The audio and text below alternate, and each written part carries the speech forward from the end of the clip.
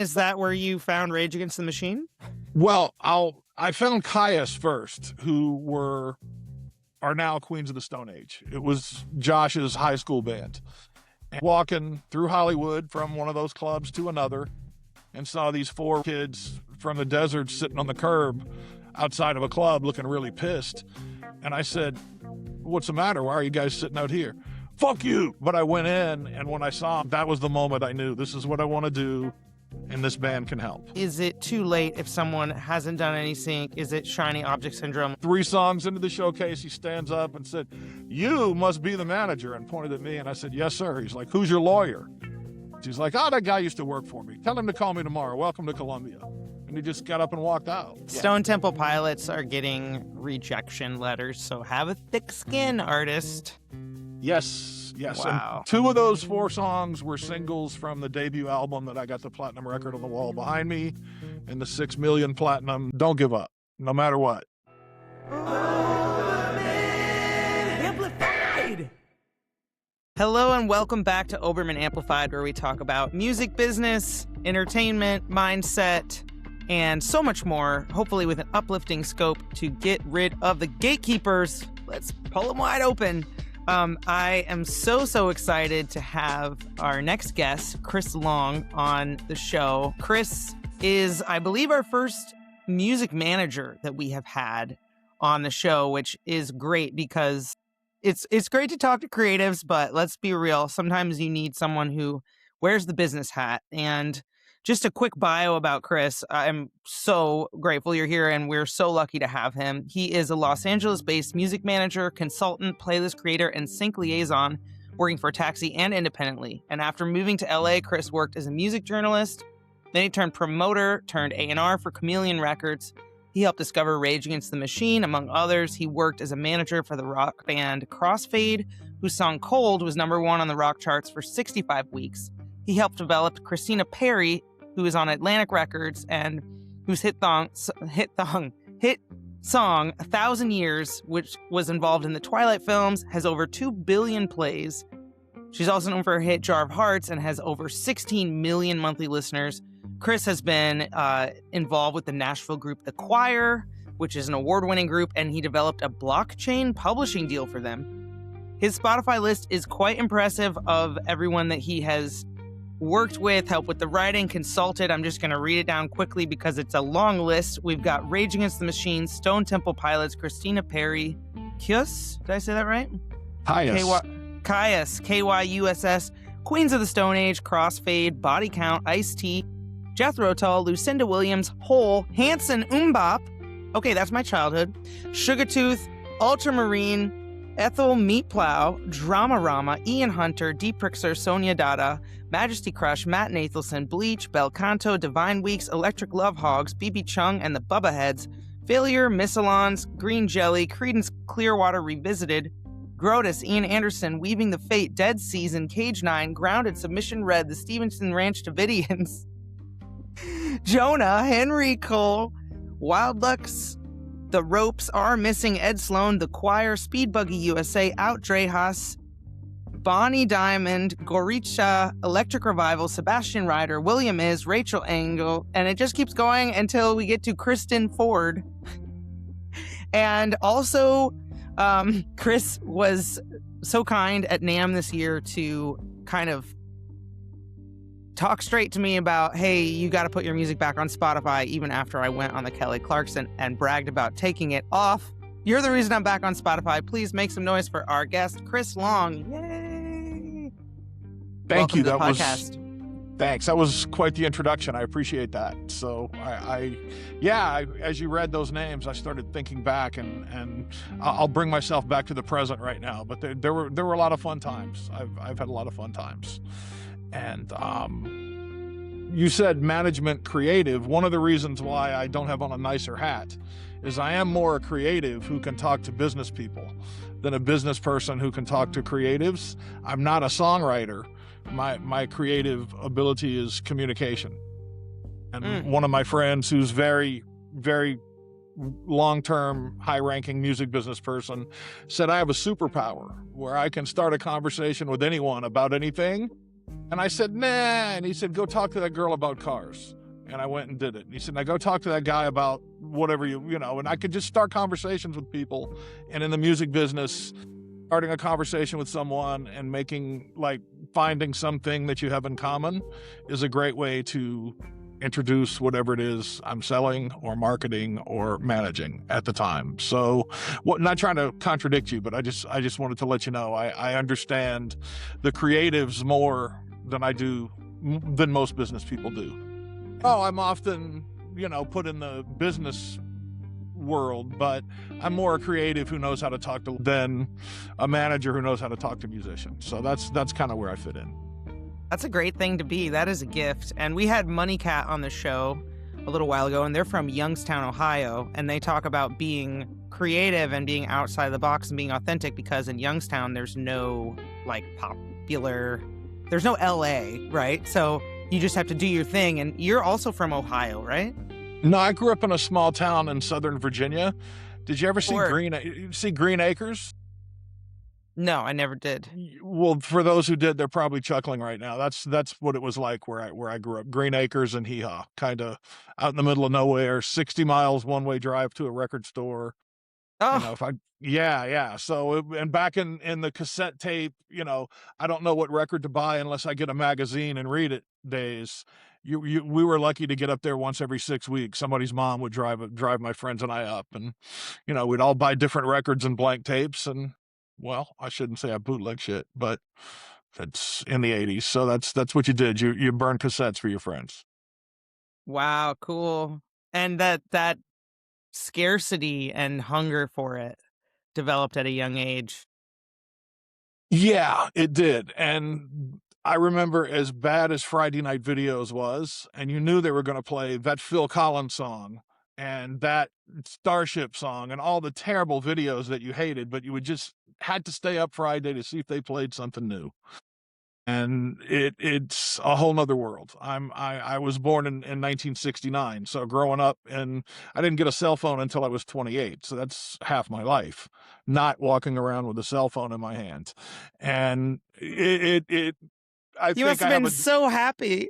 I was, and then I only got the phone because I was managing a band, and lawyers were like, "Why don't you get a damn cell phone? We're trying to call you. We got a voicemail, And I'm like, "Okay, I'll get a cell phone." And that was, like I said, 28 years ago, so 98.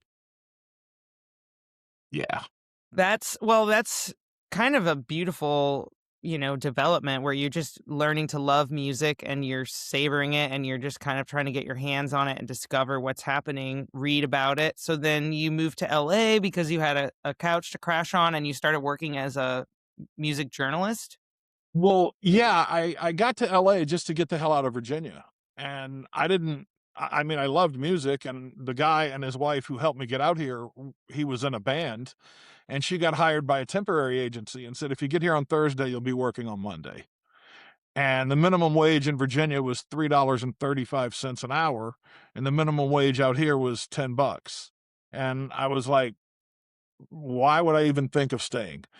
And I got out here, and about 3 months later, he got a show and said, why don't you write a review of my band's concert, and this magazine will print anything. I said, why would I want to do that? I just dropped out of college. I don't like writing. And he said, because you can meet girls and see free shows. And I was like, okay. And that's what got me started on the writing. And a year after I did that, I'm like, I made $25 writing a bio for a band last year. And all the people making money are promoting the concerts. So I know all the bands. I know all the club owners who don't call me by my real name because I have fake IDs because I'm under 21.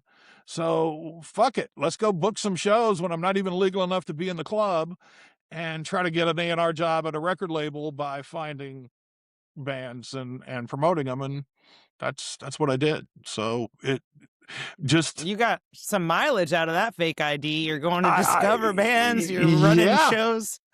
Yeah, I did. It was before the DMV had your picture in the computer.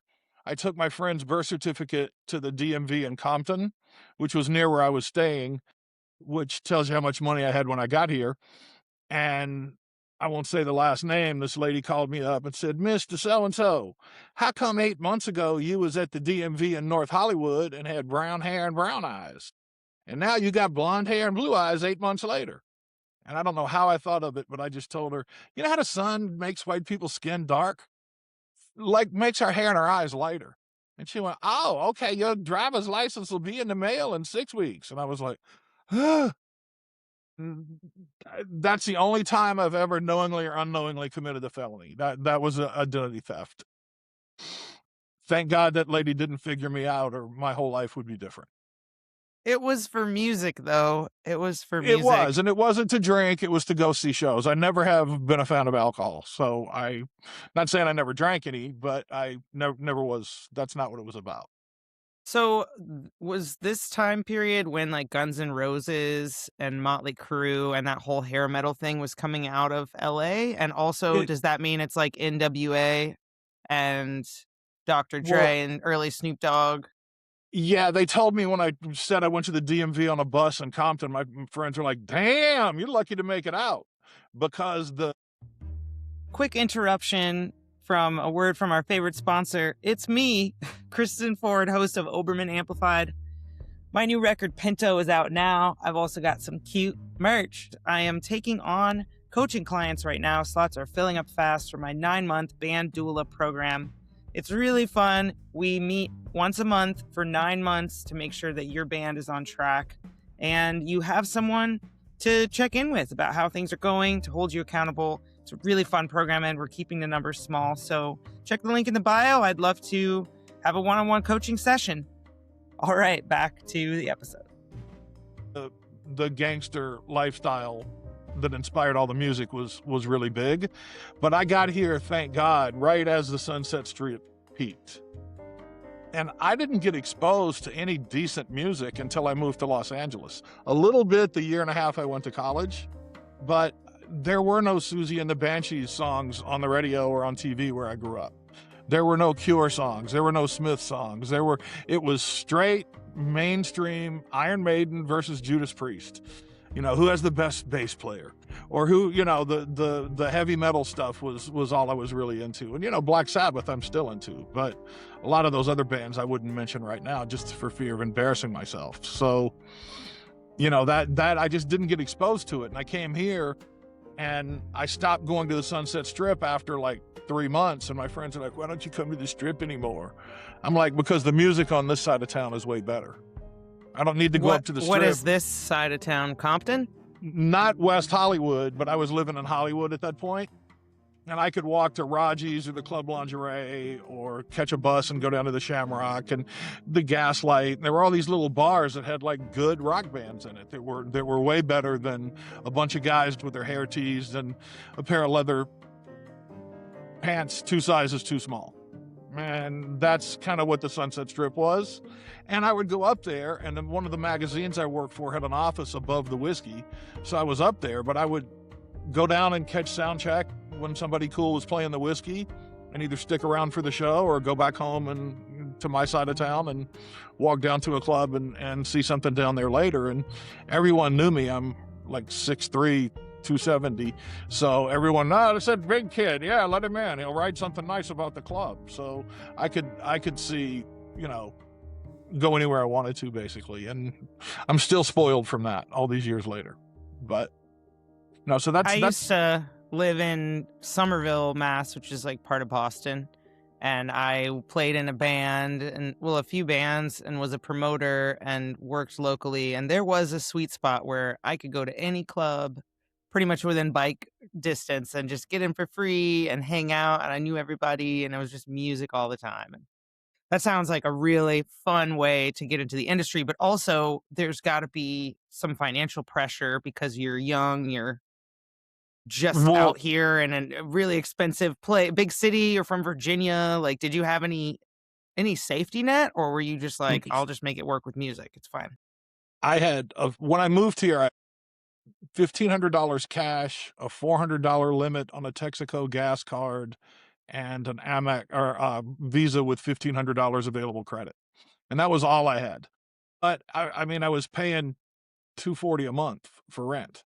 So I didn't really have to make a lot of money, and I realized after the first year of doing telemarketing jobs and staying out late, doing telemarketing jobs, I could make more money doing the concert promoting, 1 or 2 nights a week than I would all week. Hello, I was calling to see if you could check the toner in your printer. I think we've got a record here. It's time for you to order some more ink. That's what everyone did when they moved Oh, to it's so Hollywood was, boring. yeah, but it was Oh. toner, especially. It was always toner. All the telemarketing jobs, and you're calling some poor old lady out in the middle of Nebraska who doesn't know where the hell. Okay, I'll take another order, and why don't you get four? We got a special, and you'd upsell everybody, and it was horrible. And I said I'd rather sleep late and stay up late and have fun, and I did. And is that where you found Rage Against the Machine? Well, I found Caius first, who are now Queens of the Stone Age. It was Josh's Mm. high school band. And I was walking through Hollywood from one of those clubs to another and saw these four rather dirty looking kids from the desert sitting on the curb outside of a club looking really pissed. And I said, "What's the matter? Why are you guys sitting out here?" "Fuck you."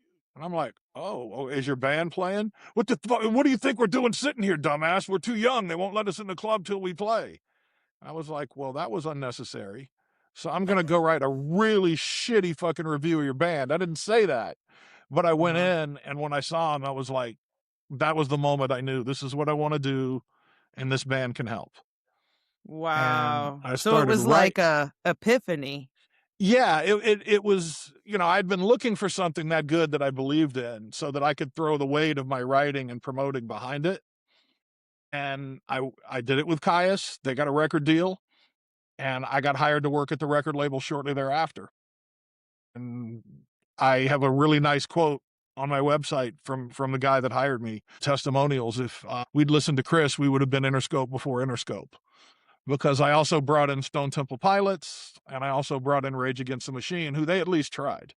Stone Temple Pilots they passed on, and a bunch of other bands they passed on, but Rage they tried. And I knew Tom from his band before Rage. Um, Lock Up with a couple of people that were kind of good, really good. It was a good band. Tom Morello, has he always been just the best guitarist you've ever seen? He's like one of my favorite guitarists. He has such a unique style too, incorporating wah and just really aggressive. Has he always been a monster? He's always been a monster of a guitar player, but he's always a hell of a nice guy. I haven't seen Tom in a really long time, and I would love to catch up. But one of the things you learn in doing this is people get busy. It's nothing personal. I don't feel like I did something wrong to Tom, but he was on the road for years, and then he was playing with Chris Cornell and Bruce Springsteen. And I had breakfast with him one day when my parents were in town. He's a graduate with an MBA from Harvard and also a political science major, who was Wow. working for one of the senators, and just decided he was going to move to Hollywood, and he got a record deal with Lockup. They were signed to Geffen. The way things used to happen is they would sign 10 bands, put them out within a month of each other, and keep the two that were doing the best and drop the other eight. And Tom invited me and everyone in the record business down to Rage Against the Machine's first show, which was at SIR rehearsal. And they handed out copies of the first album that they'd already recorded on cassette that had a little match taped to it so you could set the world on fire with that one match. And then they played, and everyone in the room was like,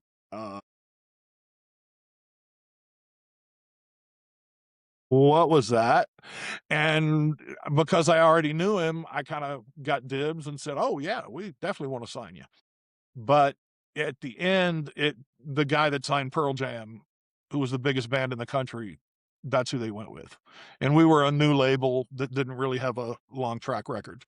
So he made the right decision. I won't begrudge him that. But so that's that story. And with Stone Temple Pilots, I always used to tell Scott, "You're gonna, they were just getting ready to get signed, and then Rage Against the Machine came onto the scene, and Scott was crying in his beer. What a record deal!" I'm like, "Scott, everybody knows you're gonna sell more records than these guys, but they're heads are on fire. People are going to get them first, and you're going to get a record deal, and you're going to do just fine. And unfortunately, my boss, one of the people that I reported to, didn't like the idea that I got the job. He wanted to hire someone else instead, so he shit all over it. And I still have the pass letter. I can send you a copy of it with So the demo even tape. Yeah. Stone Temple Pilots are getting rejection letters, so have a thick skin, artist. Yes, yes. And Wow. 2 of those 4 songs were singles from the debut album that I got the platinum record on the wall behind me, and the 6 million platinum that you can see in the reflection there. So don't Wow. give up. Don't give up. No matter what, don't give up.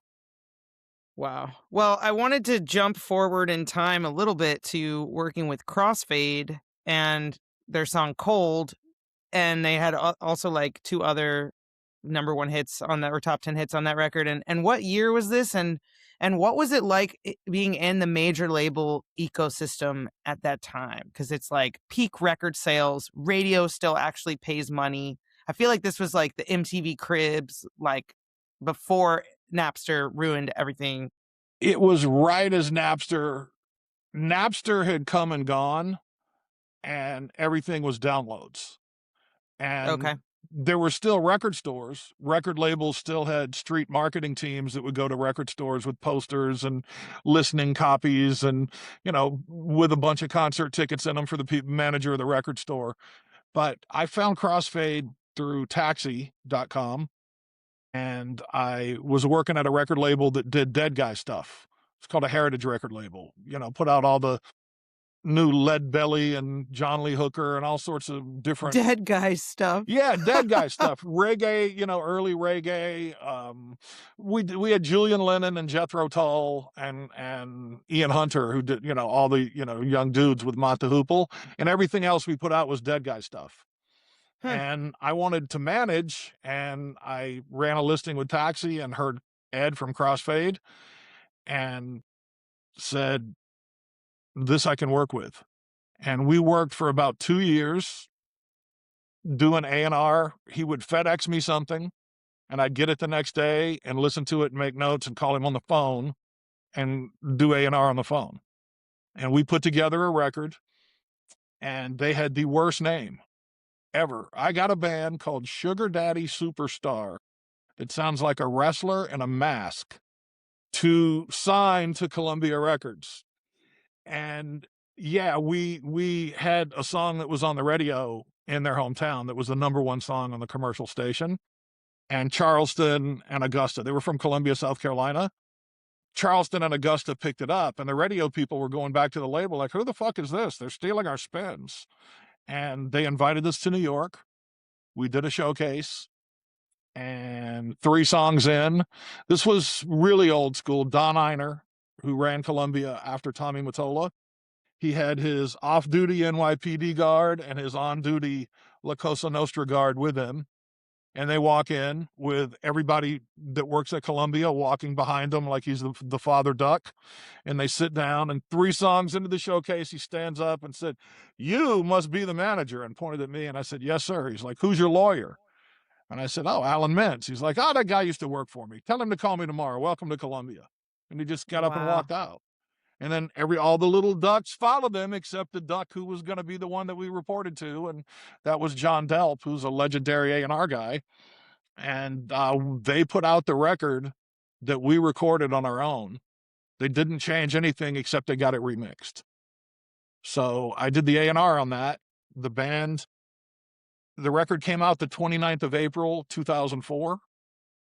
And we And they had slowly... changed their name before this showcase Oh from no, Sugar we were Daddy still... Superstars. That was mentioned, like, you have to change your name, but welcome to Columbia was the actual quote. And we're like, yeah, no problem. And Cold came out, and they slowly worked it in the Southeast, and it was April 2024, and it stayed in the top 20 for 65 weeks at Hard Rock and 48 weeks at Alternative Rock, and it was the most played record of the year in the country in 2005, because those Cold never went away.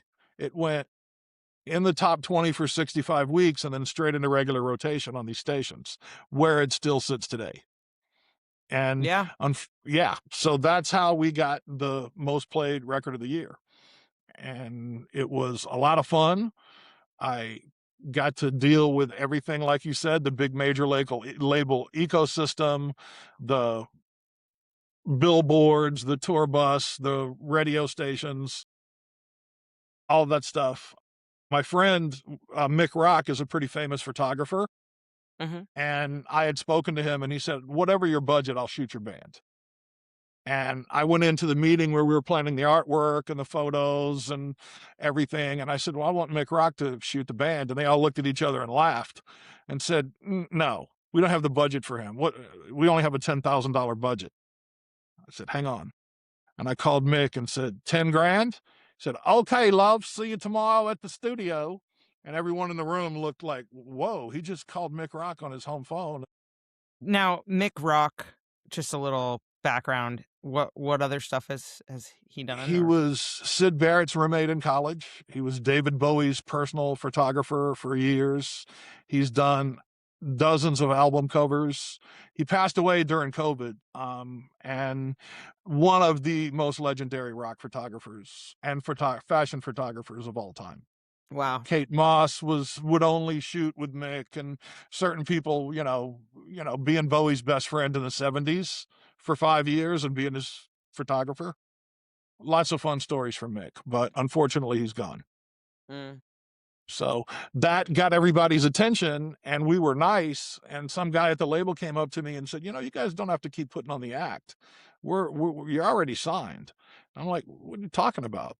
It's like, "You're always saying please and thank you and yes, ma'am, and no, sir." Look, You're that's a how we bunch of were raised. Southerners. That's how we were Yeah. raised. I'm from Virginia. They're from South Carolina. Should we start calling you shithead instead? And he's like, no. I'm like, okay, well, just let us be polite. And it really did serve that project very well. Mm. That everybody was nice. Yeah. It's nice to be They nice. It's nice to it ask for is. things kindly. And I'm sure you see egos get really crazy when things change and all of a sudden you're kind of like there's just this energy. And then playing live, you have the fans and just the Yeah. whole thing. The best compliment anyone ever gave me was the booking agent who started booking us before the record came out and booked us all the way until the band kind of just decided to stop. And he said, "You didn't change a bit. You were you act exactly the same way you did when you had a band that nobody know, and now you're the number one rock band in the country and you're still just the same dude. It hasn't changed Hmm. you a bit." And I'm like, "Was it supposed to?" And he went, "Well, it does everyone else. Everyone else who has a band this way turns into a raging asshole." And I'm like, "Well, should I?" And he went, "No, no, no, no, no, no, no, no, no. But you just didn't change." And and other people said that too. And that when I look back on it, that was the thing I liked the most about that whole experience. That's so great. And one of my favorite quotes is like the people you see on your way up are the same people you're going to see on your way down. So I wanted to talk to you a little bit about sync and synchronization, having your music placed in TV commercials, movies. You worked as an A&R agent at Taxi, which is I guess how you found Crossfade. That's cool. And then in terms of what you've seen get placed and also the way that we have AI coming in and various financial constraints, meaning that less stuff is getting made. The only things that we're seeing are coming from fewer and fewer companies. And yeah, I mean, there's still people having lots of success, and it's one of the few ways where artists can actually earn money. I was trying to find my royalty check, which had a nice comma in it, from a sync placement. And Congratulations. thank you. And yeah, I couldn't find the check, but I probably shouldn't be sharing that anyway. But like, what makes a good sync song workflow? How have you seen artists really utilize it well? And then also, is it too late if someone hasn't done any sync? Is it shiny object syndrome? Like, is it too competitive? All right. Well, with Taxi, everybody that works there doing A&R is like an independent contractor. They'll call me up when they have something they know I'm good at. Mm, And if I know somebody that's looking, I'll go to them and they'll run an ad. and I'll go through the stuff that comes in for that. But as far as sync goes, the writer's strike, the Hollywood writer's strike, fucked everybody. That's why all the productions are going out of the country. That's why the Hollywood writers were way out of control. I had a guy call me who lives in a $2 million house and drives an $80,000 Mercedes to come protest when it was 110 degrees because writers deserve to make a living wage. And I said, number one, when's the last time you bought a CD? And number two, motherfucker, you live in a $2 million house with an $80,000 car and you go talk to me about a living wage? What are you talking about? And the studios settled with the writers. And about 72 hours and 72 seconds later, they had a big news conference.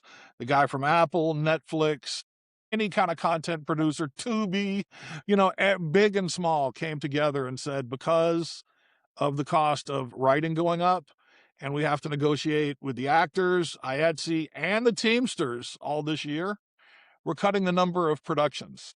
Pre-pandemic, we made 650 episodic shows. We're going to make 300. And some of them aren't going to be 25 episodes. Some of them are going to be 12. Some of them are going to be 8. Some of them are going to be 6. And the amount of content that is getting made to sync songs in is half or less than half of what it used to be. Now, if you go on your Netflix, and I don't know about your algorithm, but mine, almost everything is made somewhere else. I'm Out of the seeing a country. lot of documentaries, a lot of reality compared to scripted stuff. And I know some of And that is like, we can do a train wrecked poop cruise for like $1,000, where if we want to shoot 3 hours of scripted sitcom, it's going to cost, a yeah, lot. yeah. And there's an organization, if you're interested in sync, called the ccc.org, California Copyright Conference, which is like the business and legal end of sync.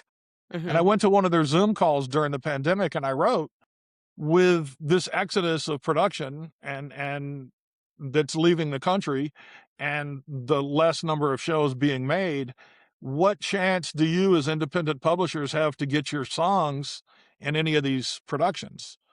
And the answer was a bunch of groaning, because a lot of the independent publishers knew that they had no chance.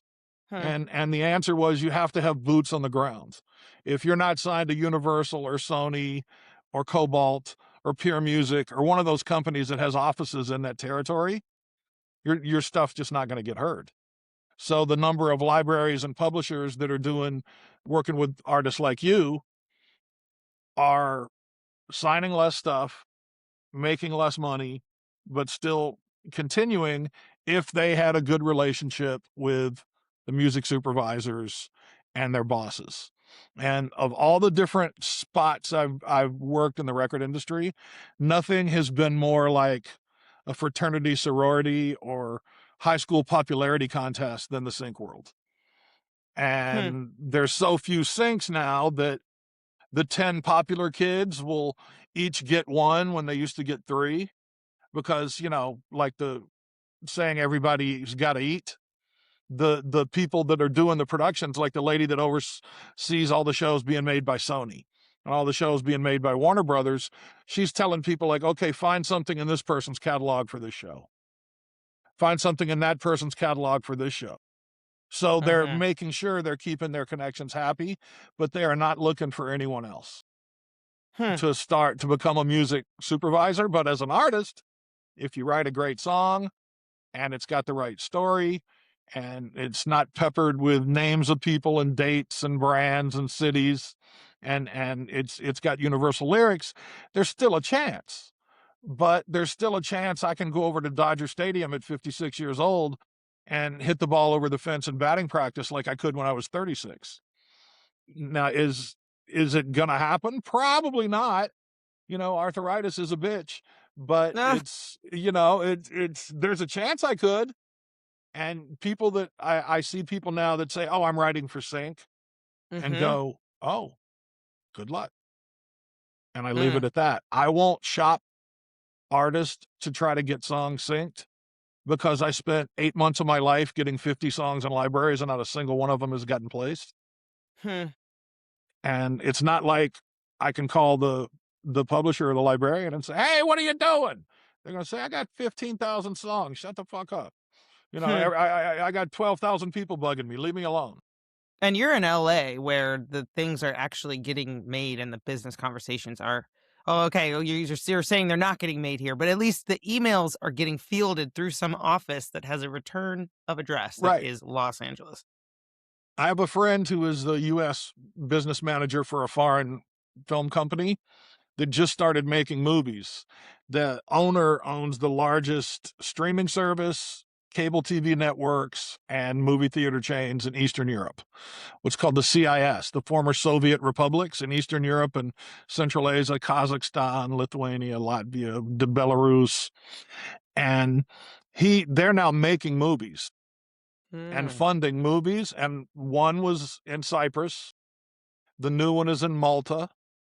They're doing another one, I believe the Azores off Portugal because it's so beautiful. And all these countries are giving movies makers such great deals that they can't say, well, I have to be in Los Angeles to do it. Sure, some do, but just the cost of everything is so much more expensive that most mid to small size filmmakers don't want anything to do.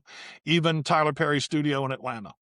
Hmm. Georgia gives way better tax breaks than California, but they just, why not go and deal directly with the government, national government in Malta, and save $15 million on producing this $40 million film? Now it's a $25 million film, so they can make more money on it.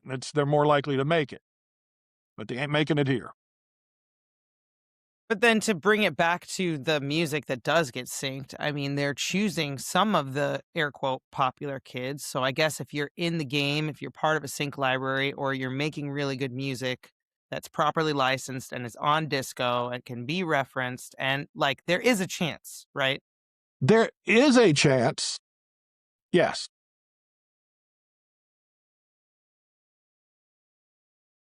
Well, I'm trying not to be negative, Kristen, but we're like I supposed to said, uplift this there's show. a chance I can still hit a baseball 400 feet, but I don't know if I'll be able to do it or not.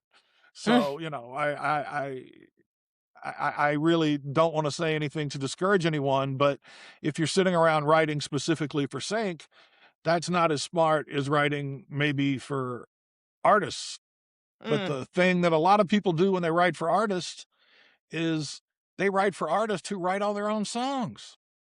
You're They talking don't about a need publishing deal now, right? Where you're a songwriter who's going to crank out a certain number of songs for Big Loud, and then they're going to pitch it to Toby Keith for the new. I think he's Well, dead, actually. he's Maybe not dead. Toby Yeah, Keith. yeah, yeah. I don't think he's recording anything, Red Solo Cup, right, pour but one out. that industry is still very healthy. And I have a couple of friends that are signed to Sony Music as writers, Okay. and whenever they get a chance and call, I just drop what I'm doing and listen because I want to learn from what's going on. And the only people that they're writing for are the top 40 kids that are in the Sony minor leagues. Sony now oversees labels that used to be big giant labels, RCA, and then RCA has 10 little labels under it, and they all have Hmm. their own A&R departments, and they're finding artists, and they're trying to get enough going with their own little marketing budget for RCA to take the artist. And if RCA does well, then they're trying to get Sony to take the artist. But if there's 10 RCAs going to Sony and they all have an artist that sound the same, Sony's not gonna put out 10 artists and compete with themselves. They're gonna pick the one or two they think are gonna be best. So the songwriters don't recoup their advances as much as they used to. And certainly, if you write a hit, you're gonna make a lot of money. And then your status is gonna explode and it's gonna be a great thing. But what I'm talking about is a guy sitting in his garage in Houston saying, okay, screw sync. I want to write songs for other artists. I want to write a song for, Bruce Springsteen. Well, Bruce doesn't need any help, bro. He doesn't need any help. So write a song that sounds like somebody that's new or somebody that or write in a genre where most of the artists don't write their own songs. Like K-pop. K-pop, exactly.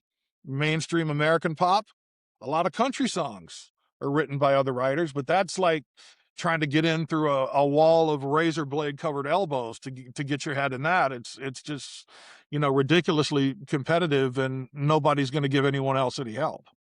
And Mm, Nashville, because there's less work. mm.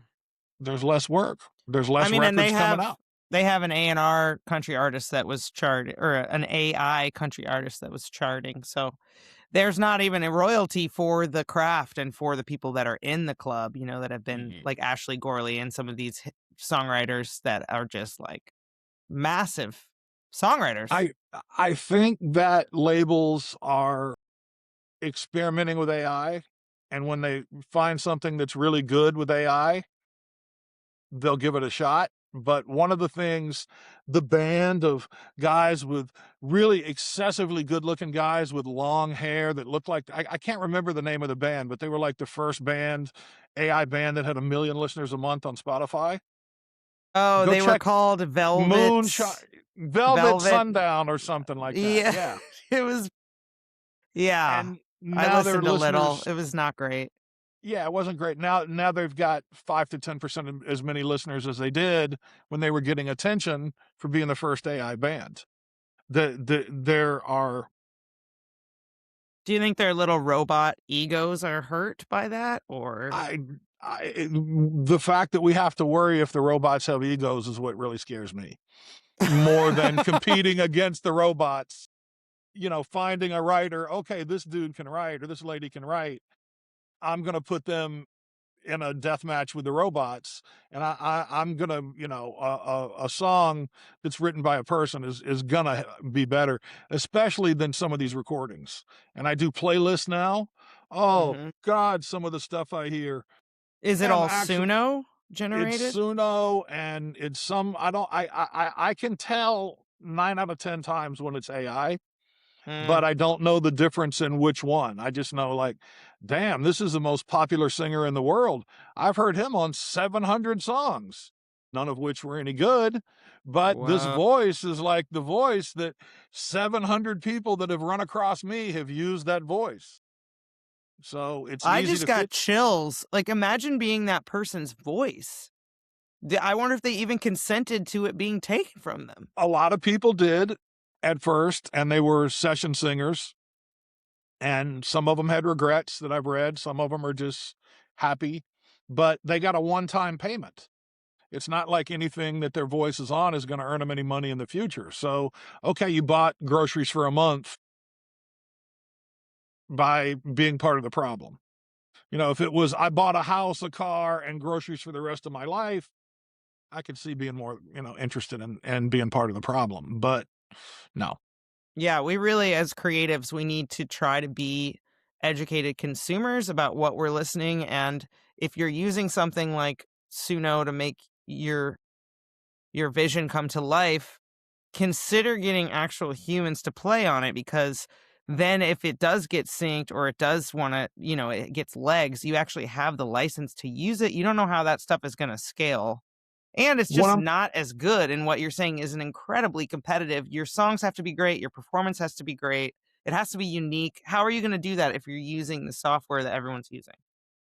Yeah, and the soulless vocals that can't communicate the emotion of the story. Now, I'll tell you the right way to use AI. A friend of mine who has one of those major label publishing deals, who's writing, guy's a workaholic. He writes sometimes 6 days a week and will have 12 sessions, two sessions a day. And he's got an opportunity to make a career, and he really wants it, and he's working hard. And he sent me a song one night, and we both like shoegaze and dream pop, which is starting to come back really big. And I'm so glad I live long enough to see that, because it just makes me so happy. And he sent me a song one night and said, "Do you know any really cute gothic looking girls that could sing the song?" And I listened to it and said, "Well, I know quite a few, but none of them that good." And he went, "Oh, that's me. I had the AI switch my gender." But he's using it as a placeholder to find a female singer to actually come in and sing it. He's not going to release it that way. He's going to present it to the female artists that are among the ones he writes for. And then, do you want to sing on this track? And nothing else about the track is AI. He created everything himself. He did it in the studio as a world-class producer. Hmm. But he sang it, gender swapped the vocals, and now is shopping, his publisher and manager are shopping that song around, trying to find Yeah. somebody because it's a great song. Now, that's the right way to do AI music. You put together a song, and if it sounds good, then you go record it. Mm-hmm. And there's, I forget the Music Versal, I think is the name of the company, where you can have all the access to all the musicians in the world in studio time, and it's like $250 a month. I actually And just had a client who used that service to make her most recent record, and it sounded in some ways very cool, similar to like how Zoom allows us to have these conversations and meetings from anywhere. But I do wonder the like it's just something going to be inherently more clunky about at least the process of making something where it's farmed out to all these different places versus getting players together in one studio and well, making see, it a lot of happen. people don't have the budget for that. A lot of people have the $250 a month that don't have the 2,500 to $5,000 it would take to get that studio and get those players. Just like the movie business. Music Mhm. Versal is putting lots of studios out of business or cutting into their business, not Sunset Sound and the big ones. No, but a lot of mid-level studios are getting less work because of AI and because of Music Versal. Well, why would I? This guy wants $8,000 to do a song. I can get 2 complete songs for $800 on, Music Versal. So I'm going to do that. And I'm not a spokesman for them. They might have really shitty contracts or something that I'm not aware of. But submitting a song, even one that's kind of soulless, like you maybe indicated that one was, it just didn't have like a lot of spirit to it. That's still better than submitting something with AI. Okay. Well, no, I wouldn't even call the finished project soulless. I guess maybe I have had the experience of singing my ass off while the band is cutting it and I'm playing my guitar, and it is a different feeling than getting tracks flown in. I've experienced both. And I think as long as you're working with actual human beings, that's really cool. That's where we should lead to. But I wanted to ask really quick, why do you think it is that artists believe if we get management or if we get a record deal or if we get a viral TikTok moment that like suddenly we're going to be happy and we're going to be okay and like everything's going to work out, even though we know that's not the case from just horror stories and reading the numbers. You get a million streams. I don't even know what that pays, like To, $1,000, to $300. paraphrase to paraphrase Rick James, delusion is a hell of a drug. A Nah. lot of people are deluded about things. And as far as getting a manager nowadays, and I've told people this and labels as well, you don't shop yourself to managers. You don't shop yourself to labels. I have all the tools right here in front of me with this Mac where I can find anybody in the world that has songs out. Can I listen to them all? No. Is 75 emails in 30 days going to make me want to listen to those? No. But you have to go and create a story. So when you come to me and you do get my attention, or you do go to a label and get someone there's attention, you can't just say, well, I like Cats and Christina Perry's my favorite, and I really like the story here because it reminds me of my mom. Oh, who gives a shit? None of that matters. Now you have to have something going. And the guy who wouldn't sign Stone Temple Pilots was ahead of his time. He was still a douchebag. But back then he said, the physics of A&R is it's easier to move something that's already moving than something that's sitting still. Now Mm. change that to marketing. You got something going on and you got yourself a little buzz.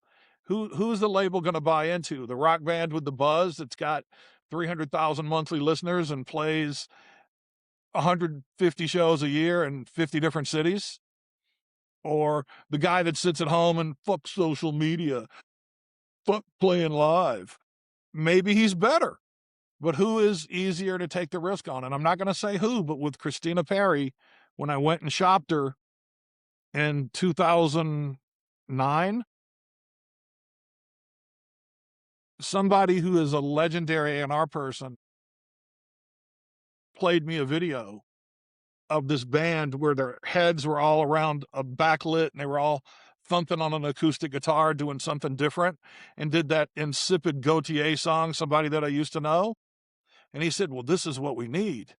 They've got 50 million views on their video. They've got 2 million fans on their fan base. I said, sir, how the hell are you going to get this on the radio?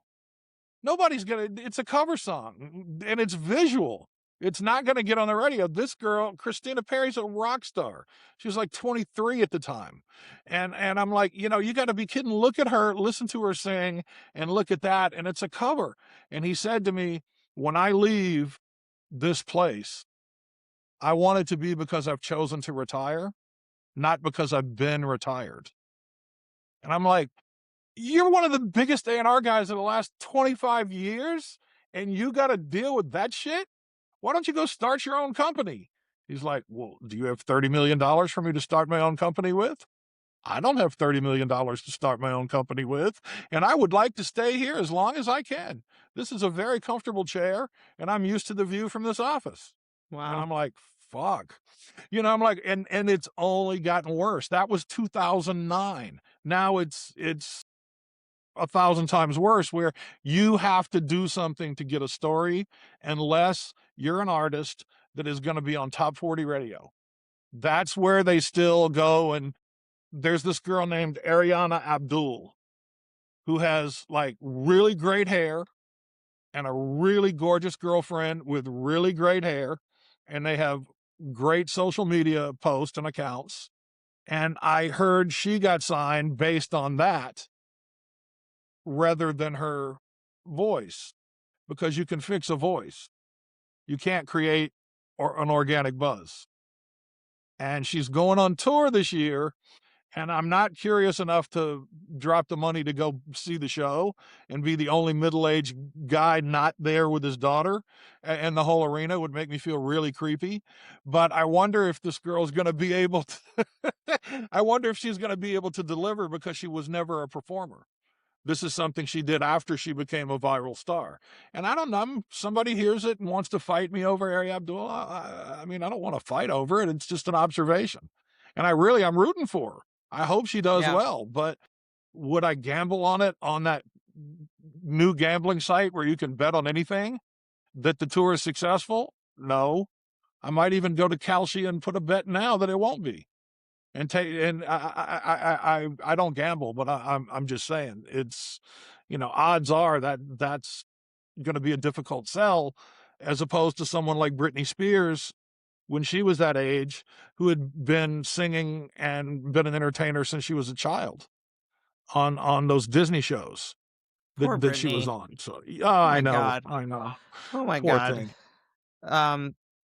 But yeah, I think, you can't fake your 10,000 hours and cutting your teeth and playing live and getting experience in the studio, writing songs, getting feedback, trying to share with others, and then everyone rises together and you create a scene, and all of that. It's great if you go viral overnight on TikTok, but if you have built the foundation, now there's a good chance. But I wanted to talk to you a little bit about Magic Nothing, and you are doing playlisting, because I do think it's a really important part of your artist snapshot to they want to see your monthly listeners on Spotify and the Spotify numbers. And then also, do you have any tour dates and that grid on Instagram? How many followers do you have? I think TikTok as well, but and maybe someday they'll throw all those metrics out. But playlist is important. Sorry, go ahead. Just as playlisting and your Spotify account is so important as just being part of sort of, if you're an actor, it's your headshot and your resume and your reel. It's like your Spotify, your Instagram, and, the music. But what do you think is artists should keep in mind? And tell me about your involvement with Magic Nothing. And I am one of many people who puts playlists up at Magic Nothing. I've spoken to the owner once. I've spoken to one of the marketing people several times. They loved my resume. I sent them a few playlists and they're like, these are amazing. But then what I have to do is I have to spend money advertising those playlists so that there's followers, Okay. so that I can monetize the time by having people pay to submit to be considered to get added to the playlist. And with Magic Nothing, they give you the chance to create your own playlist if you want to advertise it or pitch to people who don't. And they're very open about this. The best thing to do as an artist is create your own playlist, but it's a lot cheaper for artists to for artists who have financial constraints to just pitch to a certain few playlists. And the ad campaigns start at like $600. So it's not like they're asking you to go mortgage your family's house. And there is a really great response so far because the way they rate the playlist, they rank the curators, and it's not like some places where it's just, how many Spotify followers do they have and how many Instagram followers do they have, and you know not very helpful on some of the other ones. And it's I refer people to my website, Chris Long, mgmt.com. There's a pitch to my playlist tab right there, and it takes you just to the ones on Magic Nothing, not to the other sites. I'm on some of the other sites, but Magic Nothing is the one that I kind of want to help because they're the ones that are doing more for the artist. And okay, and it might also pay a little more than some of the other ones too, but that's the new version of A&R Mm, is to be the first person to find a band and break them. And I found one the other day, and I'll send you the song when we're done. Oh, I haven't listened to the rest of the record yet, and I need to do that today. But this one song is just so incredible, and she's got like 1,100 monthly listeners, and I'm putting it everywhere I can, I just love to that. yeah, because it's so good, and that's why people like me get into doing this. Is we're thrilled by working with talent. I would rather work with the most talentless artist than the most talented mechanic or the most talented electrical engineer. I just want to be working around artists. But Mm, everybody that works around artists, even some of the stuck up ones that won't take, don't deal with just anybody that has a song. And I shouldn't say stuck up, but maybe busy or both. They just a lot of people get in this business to make deals. The art of the deal. Oh, I want to make a deal with someone, but who does this band sound like? Who gives a shit? I want to make a deal. I don't know who they sound like. And it's like, but it's obvious that it's Interpol and editors. Why don't you know that? How are you in the position to be making deals if you can't describe what the band is like? Shut up! I'm making a deal over here.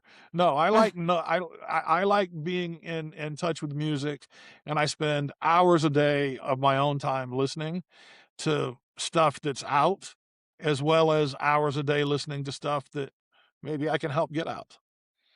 I And love that. if I break someone on one of these playlists, then I can go to a label and say, "Hey, why don't you give me X number of dollars a month, and every time I hear something good, I'll send it to you first."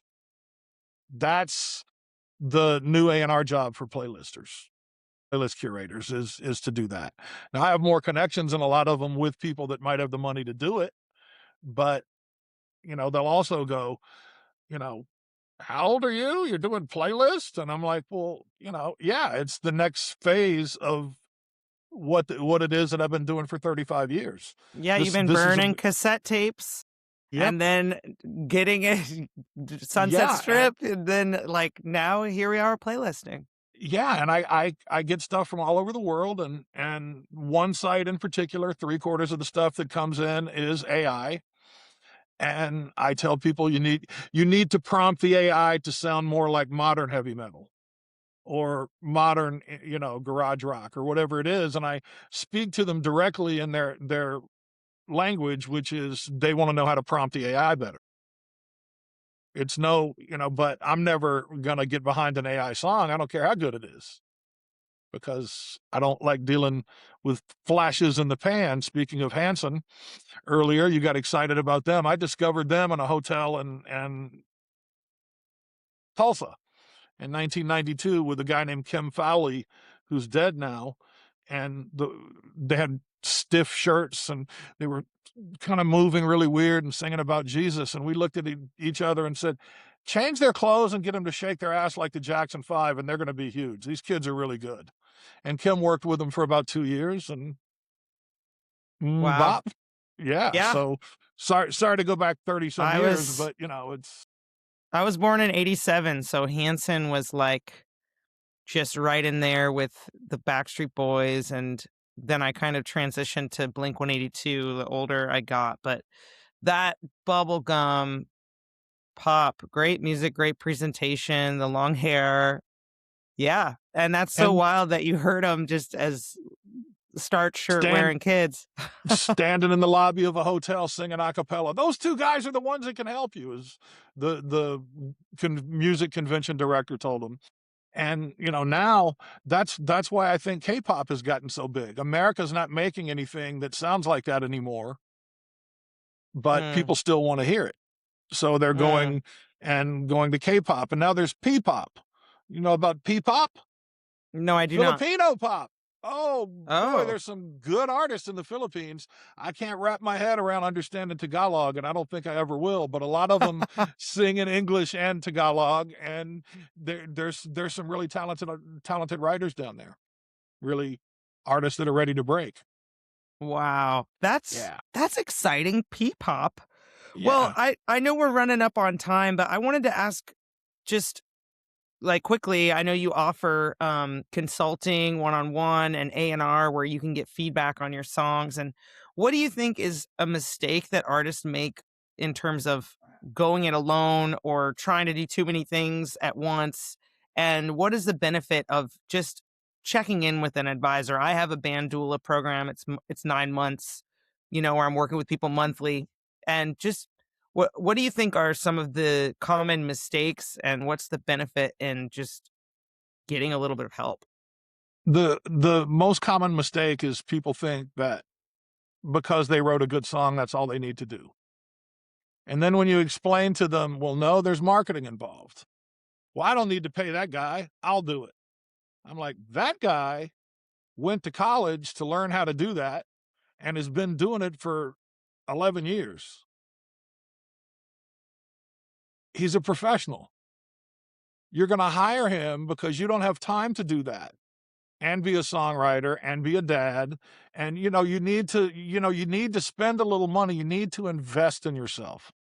First of all, to create a product that's good, and then you have to have money to market it.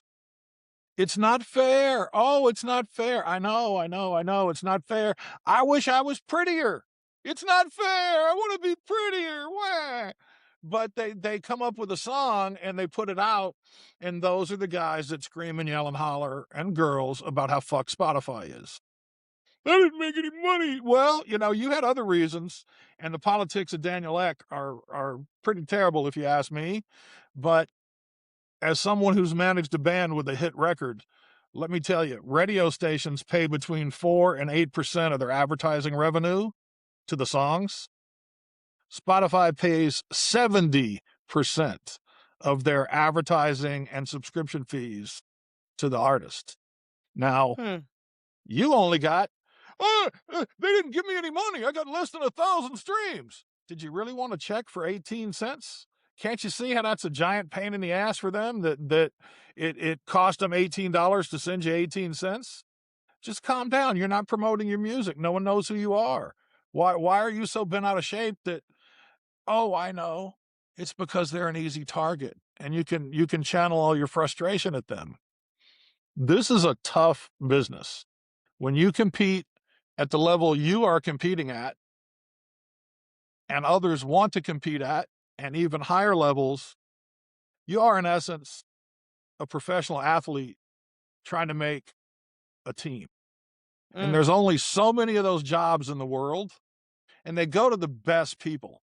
Now, sure, some people could say, Heim, I thought this was the first record. And maybe it was true. They got their start because their family's in the record business. But the last record, that was really good. Didn't really like it, not my thing, And but Licorice Pizza, actor too, yeah, yeah, and talented. that, yeah, that's, just, you have to believe in yourself enough to put your money where your mouth is, Mm. And that brings me to something that's really important. I work and I do this by the hour. Don't hire anything called a label services company. I was hoping I'd get to see Pooch. Sorry, he's been acting up, so He's gonna. so adorable. He could never act up. Don't hire these label service companies that charge you a ton of money to be your record label, Mhm. where I know someone who recently paid $17,000 for a website. I sent it to my web guy. He said, "Oh, for you, $900. Anybody else, 1,500. I could be done in 3 hours." Wow. And they're taking money to charge people to be on radio. And then you look at the radio stations and you break it down, and you say, okay, this is a 15-watt station on a hill in a 3,000 person community. So no one's listening at 3 in the morning when your song got played. They're just getting these stations to play these songs, and there is money involved, and it's totally illegal. So don't let somebody sell you this big giant, I'm going to turn you into a rock star. If you have any money to spend on your career, spend it on playlist promotion and Mhm. getting good recordings.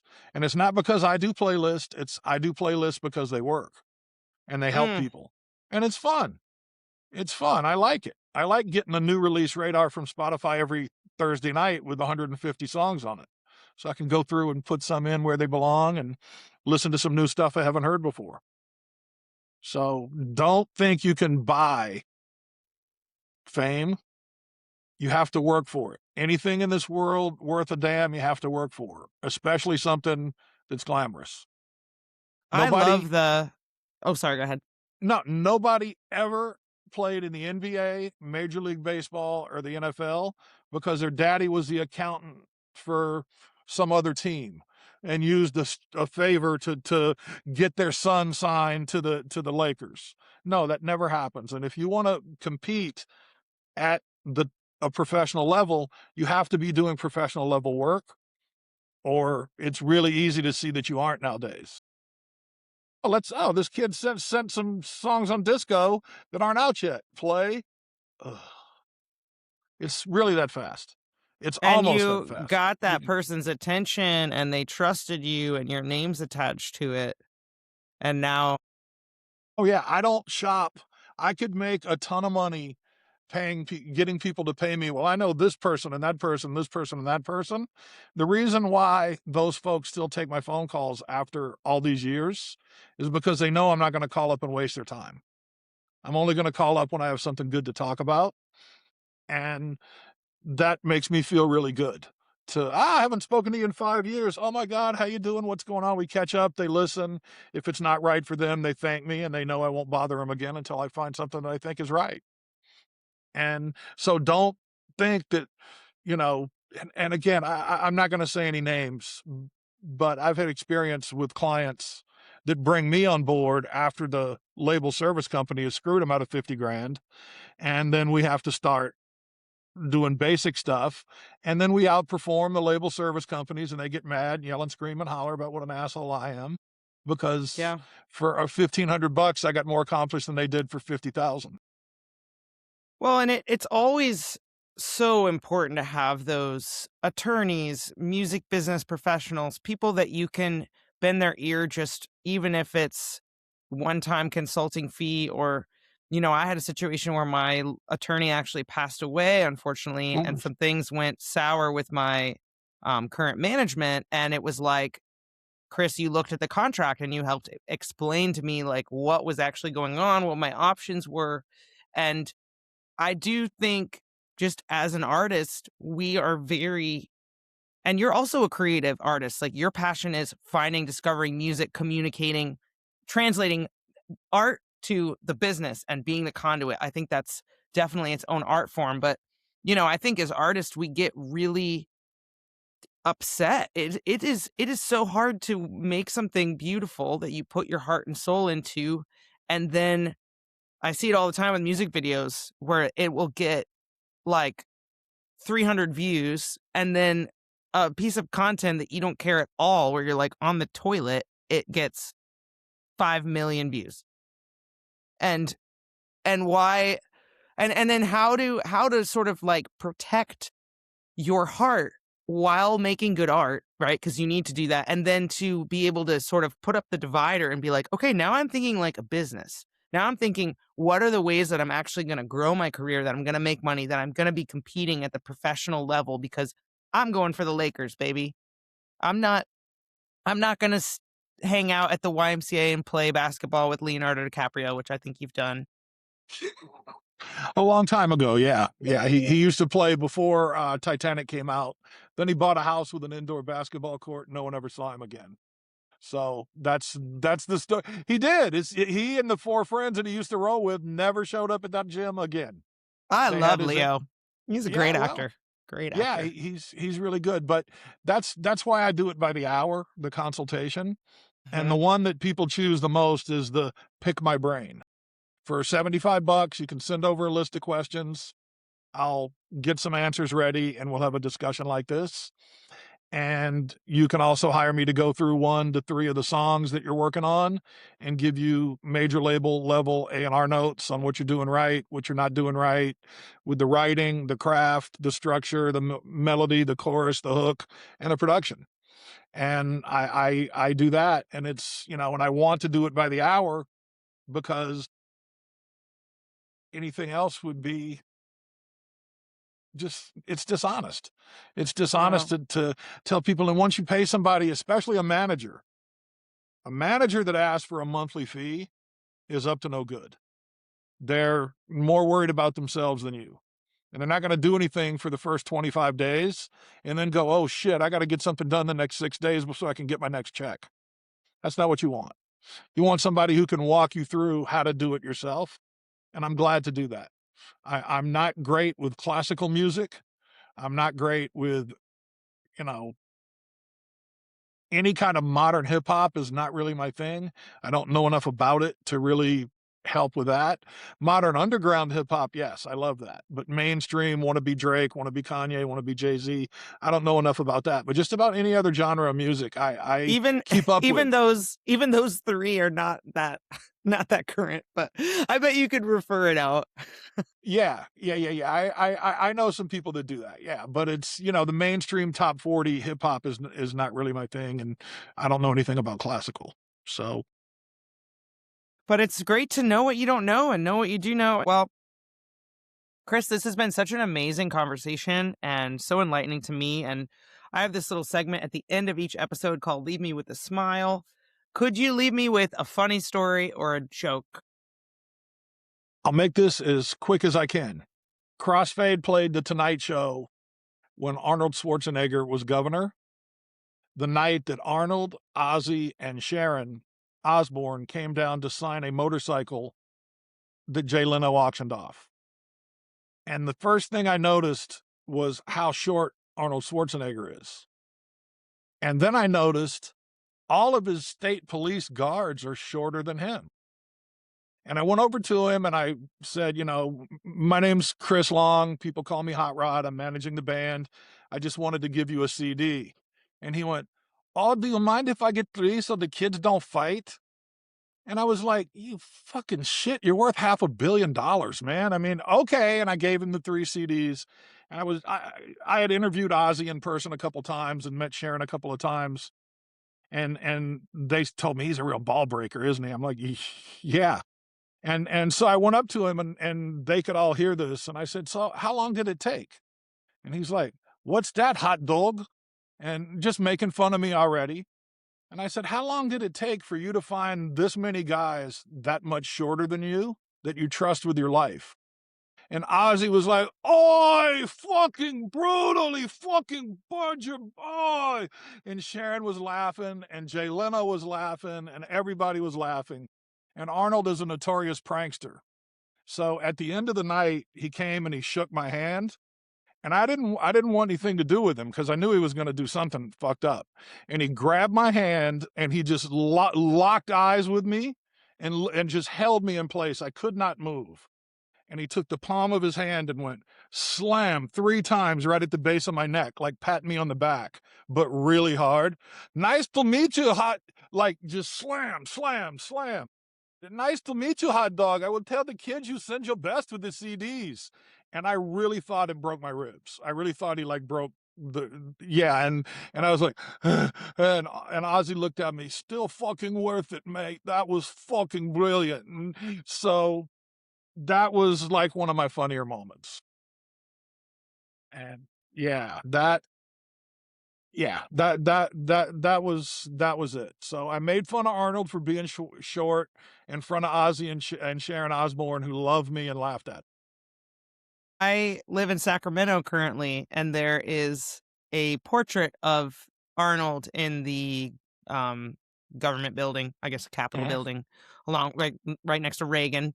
And the Arnold painting is so large that they couldn't include the plaque that says like the name because he had it be as big as the frame would be like allowed to hang, so that his picture was slightly bigger than everyone else's. And of course he's a short king. That's pretty funny. Yeah. I had on Doc Martens, and I'm 6'3", so I was probably 6'4.5" that night. And I mean, I was looking, I could see the top of his head. I mean, he was like 5'10". So, and you wouldn't think Arnold Schwarzenegger was 5'10", and evidently it was a sore spot when I made fun of that. So, you know, On the Tonight Show. on the That's amazing. backstage at the Tonight Show, yeah. That's And it amazing. took about 2 weeks for my back to stop hurting too. So he got me pretty good. He got me pretty good. So Terminator. it's been a fun life. I'm very happy I'm not back in Virginia doing God knows what, selling real estate or, working at the Walmart or whatever. I'm certainly, life is not all fun and games. It's very tough doing what I do, finding clients. It's only getting worse with the current state of the economy, that I won't get into, but it's what I love doing. It's what I'm good at. And everybody has ups and downs. So I just keep moving, and I'm going to go through the 45 songs I got sent last night through Magic Nothing and a couple other places. And maybe I'll find one that will get me some paint to have a prettier wall behind me next time we do an interview. Oh, shit. Hey, maybe it's the new Kristen Ford that's coming out. Who knows? But Well, you should let somebody hear that shit in advance. well, Chris Long, thank you so much for being on the podcast. I'll be sure to drop links to where people can find you for consulting. They can listen to some of the incredible artists that you've worked with. And yeah, best of luck with the Magic Nothing playlist journey that you're on. Thanks again for coming on the show, and I hope you have a great day. Thank you very much for having me. And you are the hardest working woman in show business. And I've been watching you from afar for a very long time, 2014. And I was very glad I saw you in the club that night so I could finally come up and meet you and say hello. And you're only even more wonderful than I expected. So just keep doing what you're doing. and your life as a road dog is worthy of a book. So don't forget that, okay? Thanks so much, Chris. And yeah, you were one of my LA was a challenging period in my life, and you were one of the best things to come out of it. So I'm really, this feeling is mutual. Thank you so much. Enjoy your day, and tell your cute little friend to not misbehave next time, okay? Okay, will do. That's Snoop Dogg. He doesn't like that you don't work with rap. Okay, see you. Oh, that's wonderful. Okay, take care, Kristen. Bye-bye. Bye.